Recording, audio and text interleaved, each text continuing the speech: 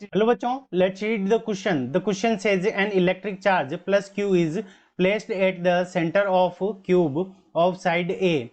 The electric flux on one of its face will be option A Q divided by 6 epsilon naught, option B Q divided by epsilon naught Q square, option C Q divided by 4 epsilon naught A square, option D Q divided by epsilon naught. ठीक है बच्चों, इस question को करने के लिए सबसे पहले हम डायग्राम बना लेते हैं।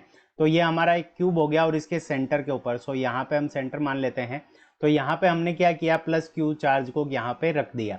अब इसकी हमें साइड कितनी गिवन है, तो ये हमारी सरफेस की जो साइड हो गई वो हमारी कितनी हो गई, ए के इक्वल हो गई। ठीक है बच्चों, अब हमें क्या निकालना है कि इसकी एक फेस से निकलने वाला जो इलेक्ट्रिक फ्लक्स है उसकी वैल्यू कितनी होगी।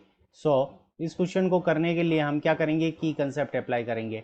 की कंसेप्ट, अब की कंसेप्ट के अंदर हमारा क्या हो जाएगा कि हम गाउस थ्योरम लगाएंगे। गाउस थ्योरम से हम क्या लिख सकते हैं कि हमारा जो फाई होगा electric flux, phi is equals to, तो इसको हम क्या लिख सकते हैं, E vector dot D S vector.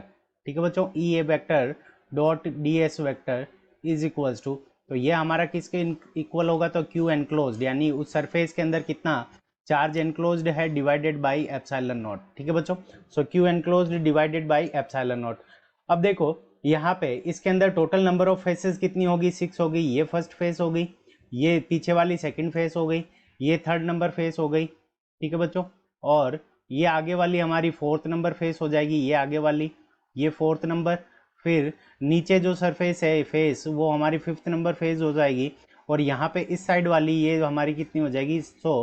एक क्यूब के अंदर टोटल नंबर ऑफ फेसेस कितने हो जाएगी, 6 हो जाएगी।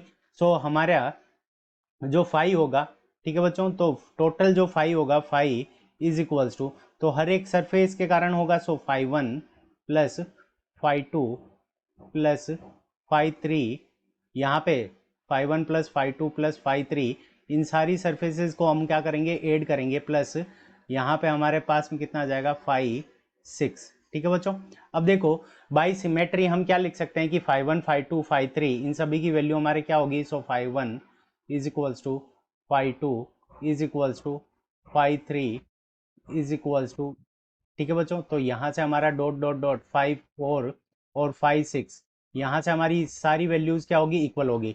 तो अगर हम एक फेस के कारण निकालना चाहते हैं, तो अगर हम 5 1 से निकालेंगे तो टोटल 5 की वैल्यू क्या हो जाएगी, तो चार्ज कितना एनक्लोज्ड है, क्यू। टोटल 5 की वैल्यू हमारे पास में कितनी आ जाएगी, Q divided by epsilon not के इक्वल आ गई। ठीक है बच्चों, और ये वाली जो वैल्यू होगी वो हमारे किसके इक्वल होगी, फाई का वैल्यू हमारे पास में क्या है, तो सारी फाई 1 फाई 2 फाई 6 तक वैल्यू इक्वल है, तो हम इसको क्या लिख सकते हैं, 6 मल्टीप्लाई बाई फाई 1। हमें एक फेज के कारण निकालनी है, तो फाई 1 इज इक्वल्स टू, तो यहाँ पे हमारे पास में कितना हो जाएगा, Q divided by 6 epsilon not. ठीक है बच्चों, एक फेज के कारण जो वैल्यू निकलेगी वो हमारे पास में कितनी आ जाएगी, Q divided by 6 epsilon not. तो ये हमारा एक फेज के कारण जो इलेक्ट्रिक फ्लक्स है उसकी वैल्यू है। ये हमारा करेक्ट आंसर है। अब हम देखते हैं, ये ऑप्शन नंबर ए में गिवन है, option A is the correct answer of this question. I hope you understood it well. Best of luck, thank you.